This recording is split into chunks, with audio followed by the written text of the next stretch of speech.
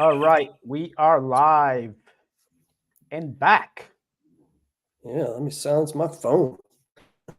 All right, welcome everyone back to the Mr. Rental and Home Show. We've been out for about a month, for the month of July on vacation. My name is Dominic Danino, aka Mr. Rental and Homes, and we are streaming once again.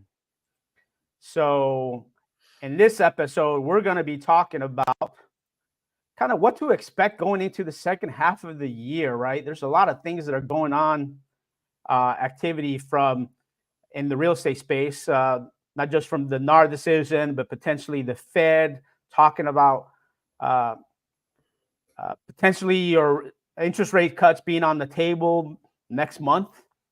So, what can we expect in the second half, and how does that impact us from our rental homes program, and what you could all uh, anticipate, and maybe some of the moves that you should start thinking about. So, I am joined today by James Brown, real estate investor, real estate agent in the Denver market. So, welcome back, James. How you been? Thanks. Getting over a cold, so I'm happy about that. Yeah, so you've been off, right? And so July, we took July off because we a little vacation time and so forth.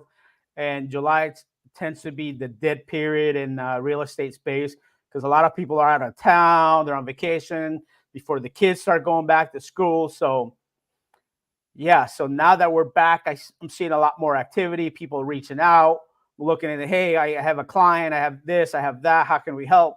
And how we work together and so forth, right? So activity's starting to happen again.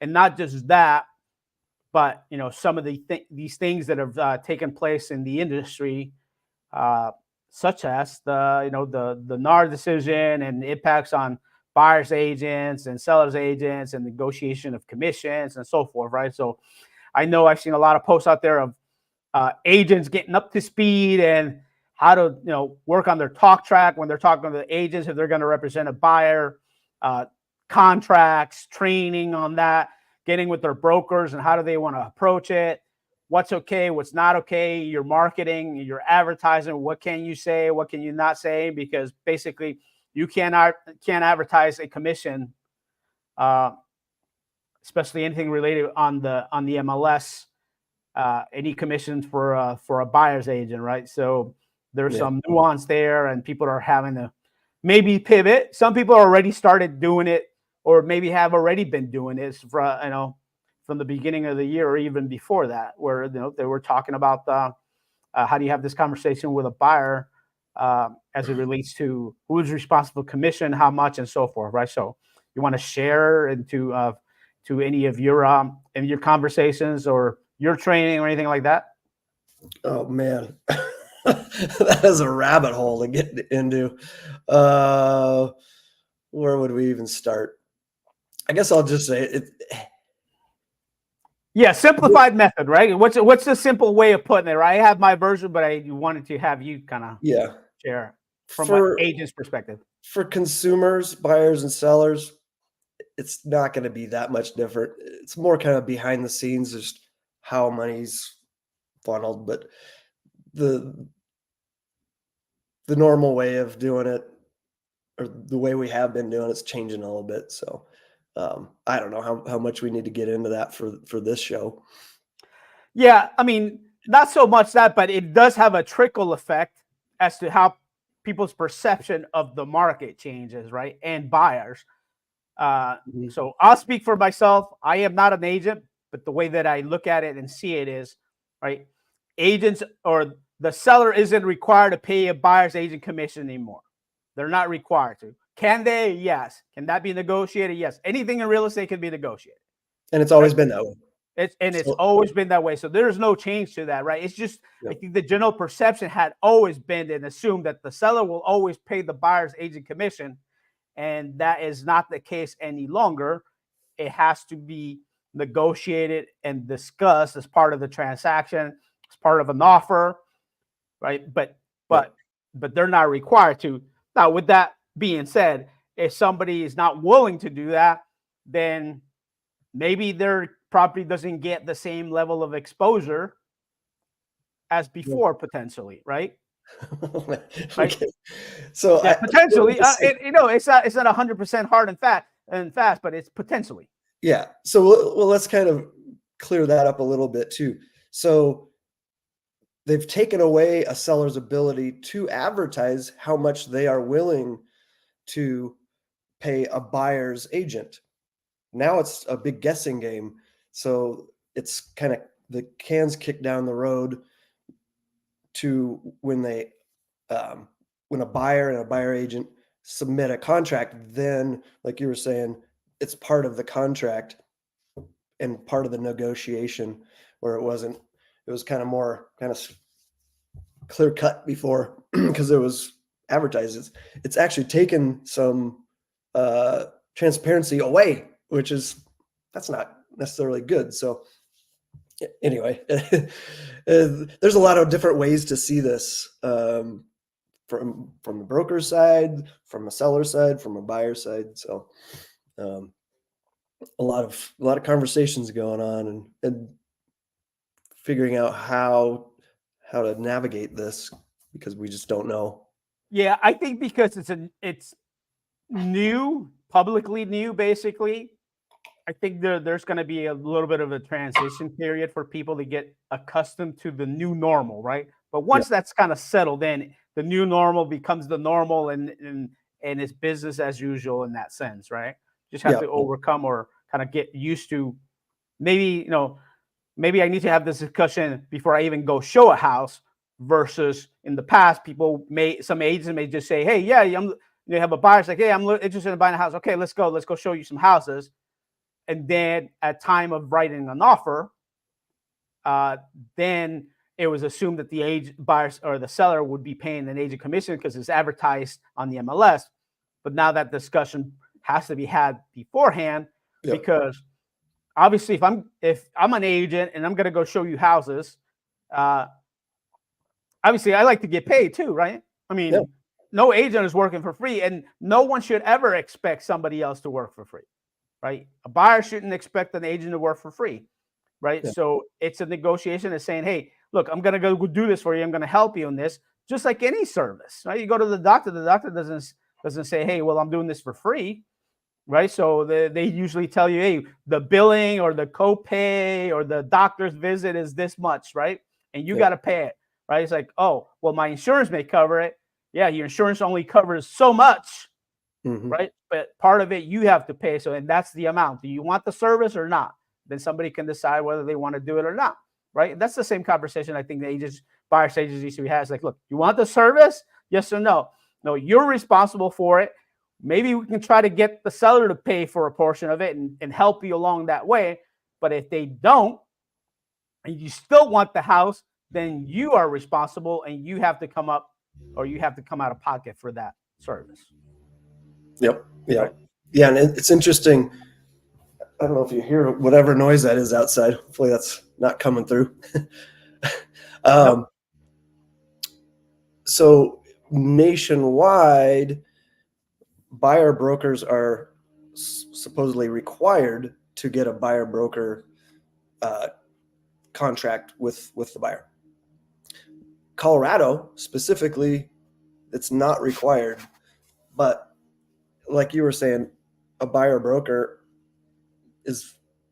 they don't want to work for free. So it's in their best interest to come up with an agreement with the buyer. So yeah. If a buyer broker is a charity and they want to go show houses and do it for free, by all means, knock yourself out. If you got the time, you got the means to just kind of not waste time, but go do this, right? Pro bono, as they say, then by all means, knock yourself out. But generally that's not what people are in business. Right. So it's important to have so now it just kind of it forces the agent to have this conversation with the potential buyer up front early on if they want to get paid, right? And it's important to just be clear, transparency, right? Have these conversations. Some of them may be tough conversations. I don't see why it would be. It's just a simple explanation to a buyer. It's like, look, the rules have changed. The seller doesn't have to pay my commission anymore, right? They may not. They may or they may not. Right, we can negotiate that, but if it's not, and you still want to move forward with that property and they're not paying it, you're responsible for that difference that I don't get paid on. Exactly. Right? So what do you want to do? Right. So are you okay with that, or do you want to look for houses where maybe if the agent or the seller wants to, then okay, then you can move forward with that property. But and I think this really comes down to when a buyer is looking to hire an agent to represent them. It's probably a good idea to find somebody that is trained as a negotiation expert, because they're going to go to bat and try to get the seller to pay that compensation so that the buyer doesn't have to pay that. And most buyers, especially first-time home buyers, as we know, they don't have the money to pay the commission. So yeah, and so that brings us a second part to this is buyers don't have to use an agent to buy a house, right? No. I don't. And here's what I would say: if you're skilled enough, if you know how to do it yourself, if you've done a lot of transactions, maybe if you're in the industry like myself, I would feel comfortable making an offer on a property without using an agent, right? But that's not what most buyers are experiencing. That they don't buy a house, multiple times in a month like we do, right? They're buying maybe one or two houses in their lifetime, so they need somebody to coach them along the way, to either get them potentially the best deal or show them even the paperwork, right? The paperwork. If you don't do this every day as a buyer, and you don't know how to fill out a contract, what to do, how to cover yourself, and all the language that's in the contract, and you don't even know, okay, well, now that I made the offer, then what's the next step? And then what's the next step? And how do I open escrow? And who do I go to? And what are the rules there? Right? Yeah. That's what people are paying for, right? Yeah. It's the coaching, the hand holding along the way, so that way things don't go south. Because a lot of times in private party transactions where you have two individuals that are not skilled, are not coached, or aren't in the industry, aren't licensed, and even not licensed but experienced enough to do a transaction on their own, those deals go south because it becomes a tit for tat, right? There's a lot of animosity or emotion that comes into play when you're doing two individuals that are not experienced enough to do a transaction on their own. That's why you have the agents involved, right? They're there to coach you along, right? Yeah. And obviously, just like an attorney, just like a doctor, just like anybody else, right? You're paying for that service. You're paying for that skill set. Yeah. There's liability involved that is kind of put on agents, so that's something to consider. And then to your point of transactions not going through, I don't remember the exact stat, but for sale by owner transactions, it's a high percentage that don't go through.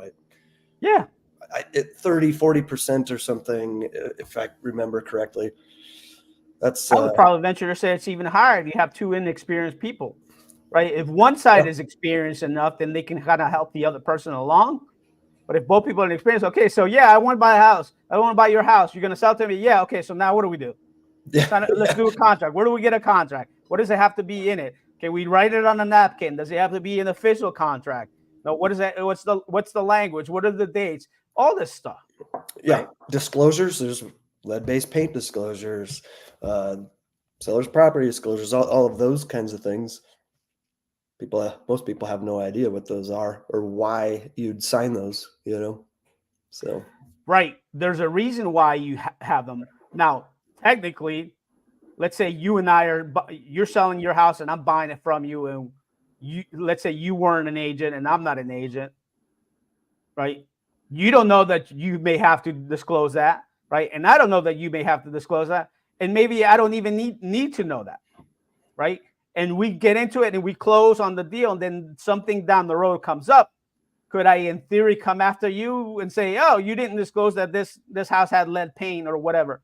Yeah, potentially, right? But since we don't know any better, let's say we weren't involved in the industry, we didn't know any better, then these are things that can come up down the road. And then that's when you have lawsuits and disagreements and all kinds of stuff that comes up. And that's as as you're mentioning, or we're talking about, it's like some of these deals fall out because along the way, because just because you and I agreed upon something and we signed the contract doesn't mean the deal is done, right? We've talked about in the previous episode, just because you have an accepted offer doesn't mean the deal is done. Now there's still things that need to go along the way, whether me as a buyer, I choose to do an inspection or not, whether I do an appraisal or not, whether I'm paying you cash or I'm borrowing money and my lender needs me to do certain things. And then my lender says, well, this is something wrong here. And I got to go back to you and say, oh, well, my lender won't do the loan because, I don't know, the walls are green or whatever it may be, right? Whatever issue may be.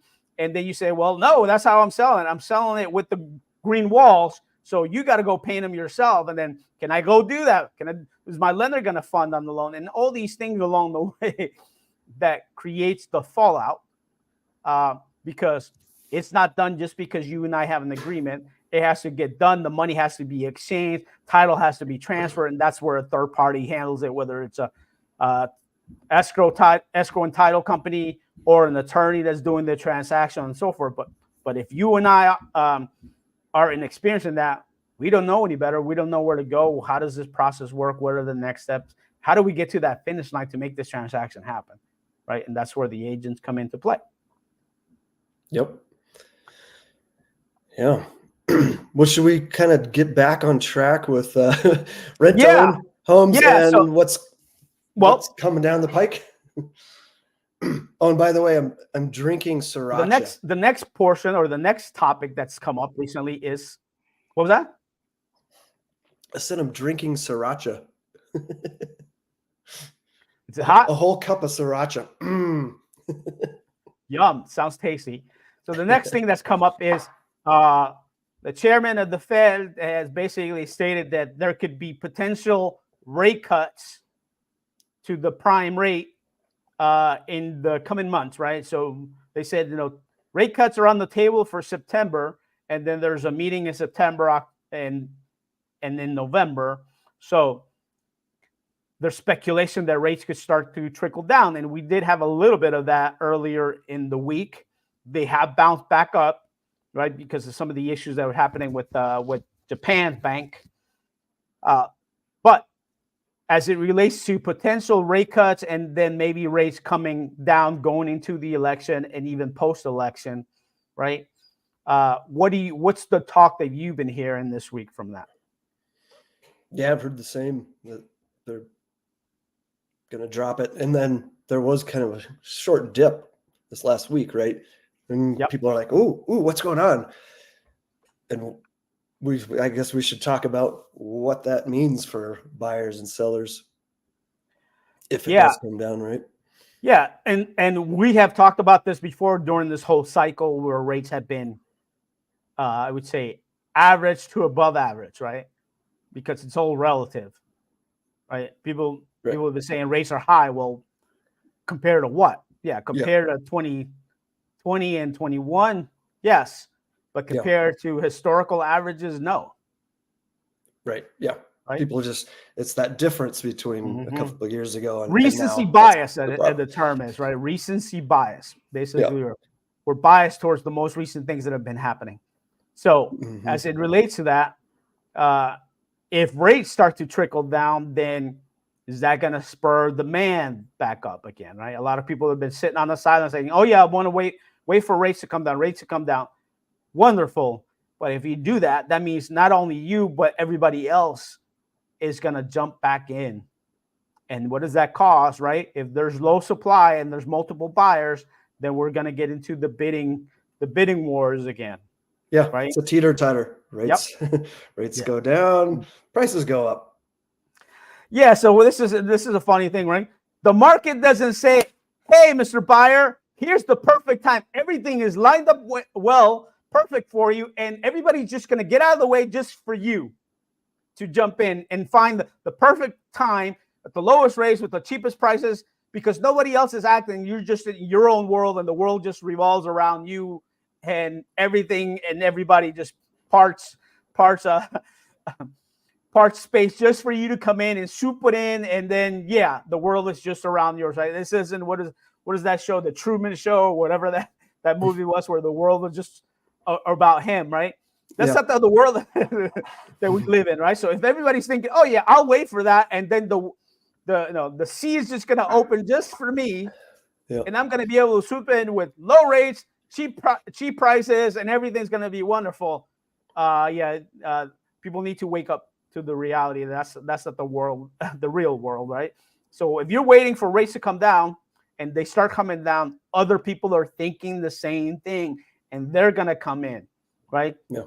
The people that are gonna get the properties, right, are people that have deeper pockets, because they're gonna be able to compete for over asking price. If you're potentially a first-time home buyer, and a first-time home buyer could be somebody that has deep pockets or have more money to offer, or offer over asking price. Yeah, so I don't want to judge every first-time home buyer, but if you're an entry-level buyer that has just enough money for a down payment, and you need down payment assistance, or you need assistance towards closing costs, then that's usually a signal that you don't have excess funds to offer over asking price.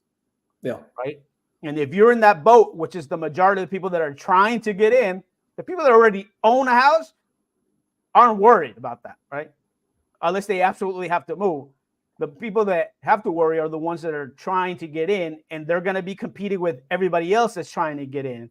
And maybe some people that have money and maybe want to buy a second home or an investment property, those people will have potentially excess funds to put in to make an offer above asking price. And the people that have limited funds aren't going to, their offers may not be accepted because they're going to be offering less. So they may have a trickier program that takes longer to close, right? Cash offers will get accepted first, then conventional, then FHA, then VA potentially, and so forth, right? So as listing agents review multiple offers, they're going down the list as to see, hey, who's more likely to close, who is more qualified, and that's typically the people that have more money.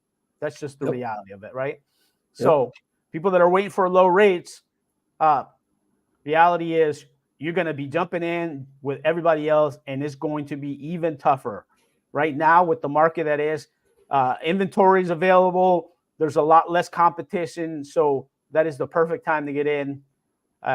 So any thoughts on that? Yeah. I mean, in the industry, we're always recommending people buy now before it turns into that bidding war,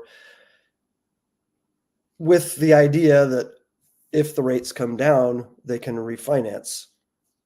No guarantee. Like I always caution people, like it may not come down, but if it does, then you could do that and not have to overpay. Because if you wait, you're going to overpay potentially, or just be on the sidelines while everybody else is jumping in there and overpaying. I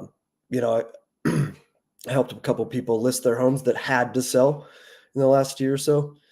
They overpaid because they were in these bidding wars. And then when they went to sell, they didn't have a bunch of equity built up to pay out their compensation to agents and closing costs and stuff. They were in a bad spot. So I always caution people, like, know what you're getting into here. Because if you're going to overpay, you might be putting yourself in a bad spot.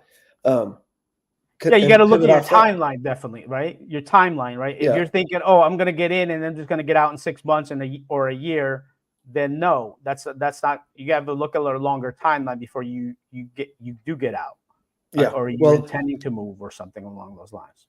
Yeah, like I bought my previous house in 2006, and then 2008 happened, and there's no refinancing.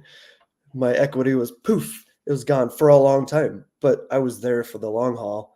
So it came back around and I was okay. Do you want to speak about rates dropping and refinances? Like, what's the trigger?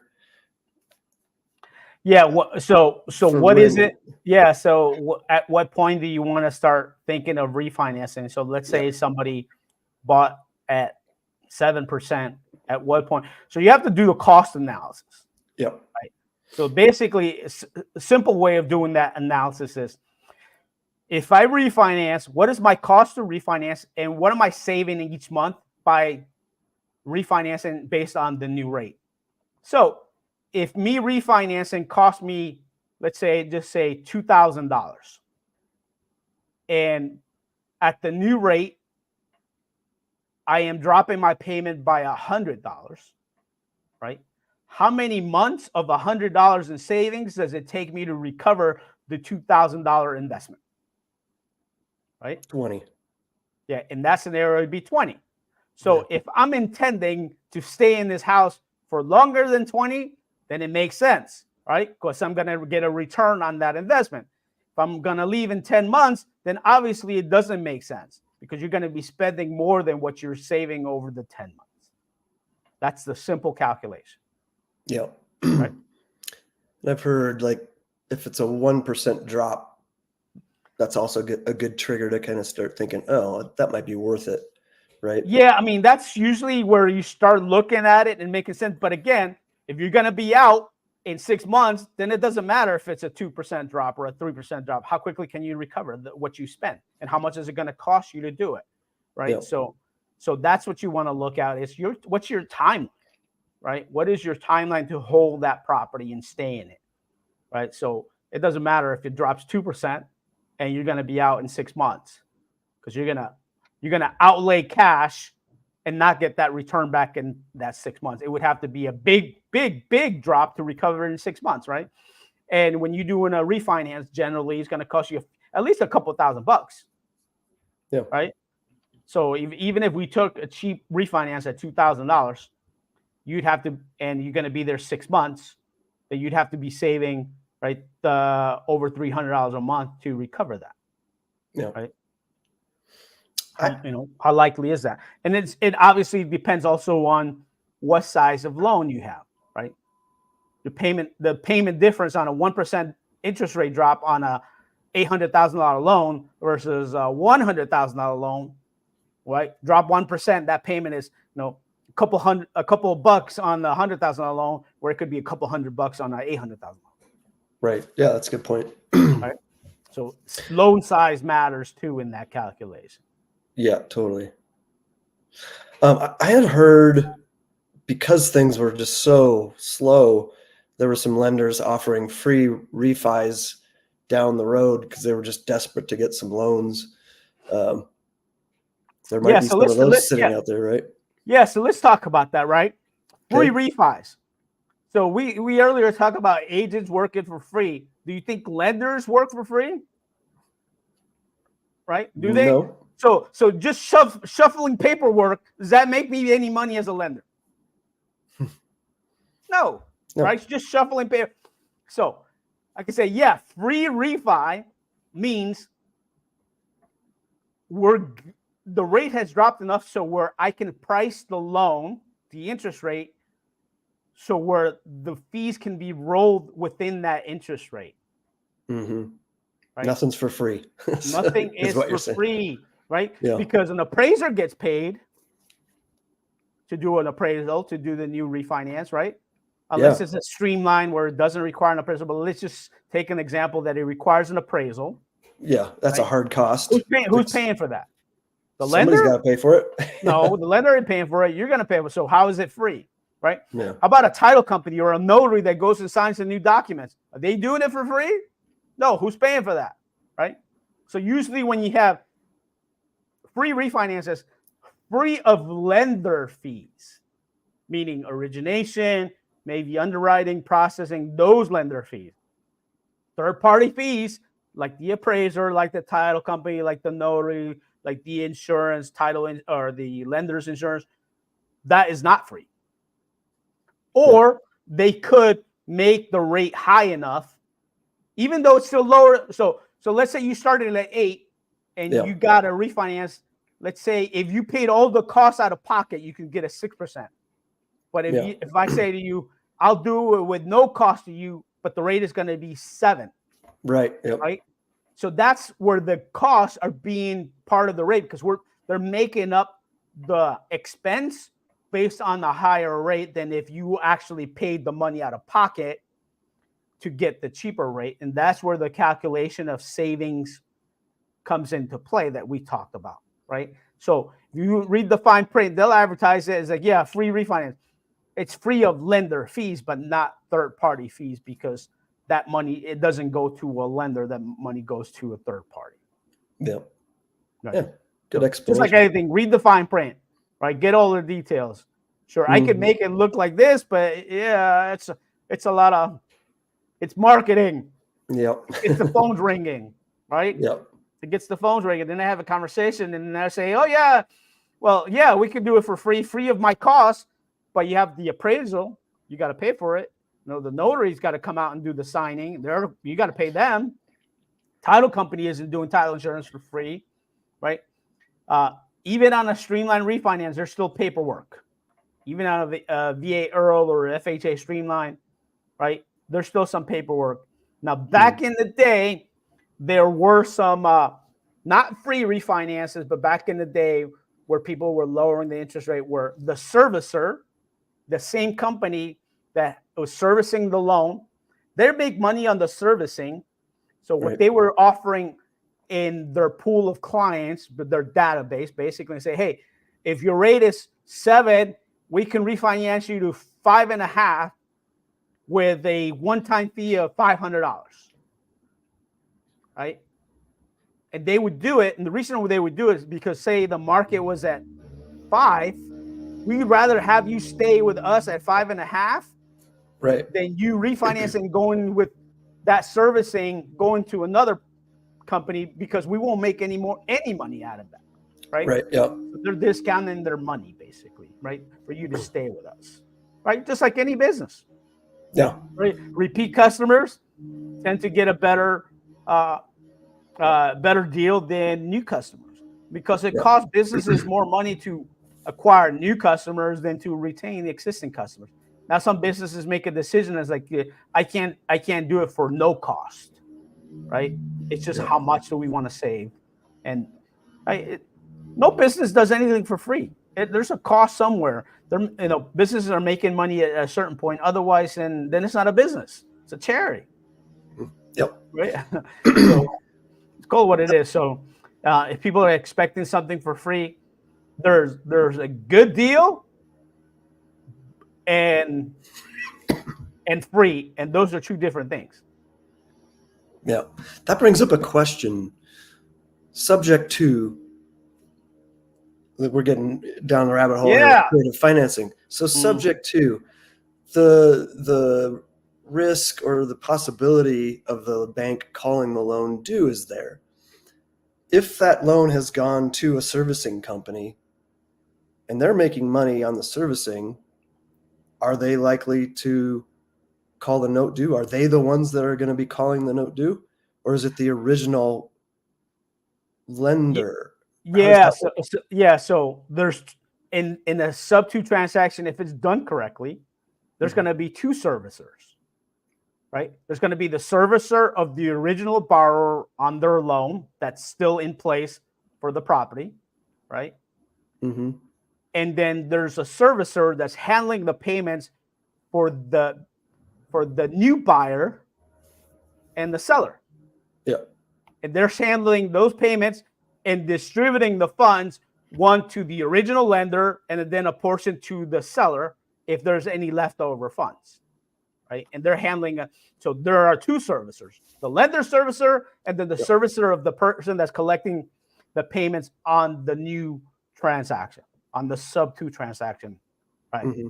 So the original servicer depends on what kind of transaction it is, who the lender is, who the servicer, what kind of loan it has, right? If they're receiving the payments, more than likely not. But it ends up happening is if the payments get behind or their taxes aren't being paid or insurance or something along the way that triggers that, right? And maybe some services, some local banks may do a title search or a random search. Hey, there's anything changes in the county records, potentially that triggers that. Yeah, but that's going to be lender dependent, right? The majority of times it doesn't happen. What? Could it? Yeah, right? So, but there's a right way of doing those sub-2s versus a wrong way of doing it. Yeah. And like you said, it's probably not going to happen unless there's payments not being made, right? Why would they Yeah. spend time looking into that? Now, because like the house that I owned, I think that loan got sold off 2 or 3 times, to different companies, different servicers, and they're like you're saying, they're making their money on Yeah. servicing that loan. Mhm. So unless there's payments not being made, Yeah. So, I mean, the only thing that I could see is, let's say the underlying debt, the underlying loan and servicer is one company. They sell that loan off to somebody else, while another servicer is handling that sub to sale. They're sending the payments to the servicer one. yep, Servicer one sells that loan to servicer two, and then that the sub two servicer continues sending it to servicer one. Servicer one is required to forward those payments to servicer two. They're required to, right? However, at a certain point they may not, or at a certain point they forget, or at a certain point it doesn't happen, because that happens even if there's no sub two. People make their payments to servicer one, and then servicer one may have forgot. There's a drop on the ball. Some along the way, something happens that money doesn't get forwarded. And I've seen it where servicer two starts claiming, "Hey, we haven't gotten your payment." mm-hmm. Right? Like, well, I've been sending to servicer one. I didn't get a notification. I didn't know they were getting this sold out. Yeah, but that's a you problem versus a us problem, right? And there you have some of those. It shouldn't work that way. And there's some legislation as it relates to that, but it does still happen, because there's there's still humans being involved, and there's processes being involved in companies, right? They don't know each person individually. Say, hey, yeah, go knock on the door and say, yeah, we're gonna go sell the servicing to this other servicing company. Here, let me introduce you to new servicing company. Send the payment to them, right? It doesn't happen that way. It happens electronically, by mail, and so forth, right? So that's the only time where I can see where servicer two says, I haven't received the payment, and servicer one hasn't sent us anything, so you must not have not made the payment. And then that'll start to trigger the questions. Like, where's your payment? They start calling the original seller. And, oh, wait, you haven't. Then the original seller says, well, I'm doing a sub two, and they're supposed to be handling. Like, wait, what? What are you doing? A sub two? What is that? You sold the house? Oh, now you got to start, right? That's the stuff that happens, right? And, generally there is no control of that. There's not 100% like everything's controlled, because those things could happen. So how likely is it? Just like anything else, just like us getting hit by lightning is very unlikely, but it could still happen, right? Yep. Just like winning the Powerball, it could still happen, even though it's highly unlikely. Yep. Right? There's nothing in business that's 100% proof. Yep. Nothing, right? I mean, so that's potentially an issue that could come up in sub two. Is there remedies, right? And obviously working with the right individuals, getting properly counsel. If you're going to work with an attorney or somebody, there's people that are highly skilled in that aspect of it, but can they guarantee 100% proof? No, nobody can. Yep. Just like anything else. No, nobody can. So, yeah. Do we want to talk about assumptions? I would. And I don't know how much more time I've got. Let's talk about assumptions. I'd love to. But kind of to the subject of this, what's happening with rent to own and the next half of the year. Going back to rates possibly dropping and our advice to buy now, I would say if you are looking to buy rent to own, or you're a lender or an agent and you've got somebody looking to buy rent to own, it'd be better to do it now before those rates drop. And then we, as the companies buying those homes, have to compete against those cash buyers and overpaying. Yeah. We want to buy now, and that trickles down to those end buyers. So I just wanted to point that out. Yeah, absolutely right, because that impacts us too, which impacts your client or the potential rent to own buyer. because in the free market, if we're buying properties on the MLS, then there's going to be competition, whether somebody is coming in with all cash, somebody's getting financing, a traditional buyer, or us stepping in as an investor and buying properties, or any other investor, right? It's a multiple offer, could be in the multiple offer situation, right? And the one thing that we generally don't do is we don't offer over asking price. We don't get into bidding wars of over 20, 50, 100,000 over asking price, because that just doesn't work for us as a business model, unless the tenant buyer or the rent-to-own person has the additional funds and they want to put that money in and risk it. Okay, we can have that conversation, but generally this just doesn't work well, right? We're not going to overpay for houses that aren't going to appraise, right? We require an appraisal, we require an inspection, and so it has to appraise in any difference or appraisal gaps, as we call it. Somebody has to make that up, and it isn't going to be us. Yep. Right? It's not free money that we just have to kind of give away. Exactly. So yeah, definitely you want to get ahead of the curve before the changes start taking place. If interest rates start to lower, there's going to be higher demand, more people jumping in, and it's going to be tougher. So I know people's like, it's easy to say let's just wait and kick the can down the road, but it doesn't put you in a better situation, right? I always say, if you can afford the payment now, the worst case scenario is that your payment won't decrease but won't increase, right? It could only decrease, it can't increase. I mean, other than insurance and property taxes, right? Yeah. Which is not something that we control, right? And based on location, obviously, there's some markets where insurance and taxes or property taxes are going up, like Florida and Texas. They're having some issues there.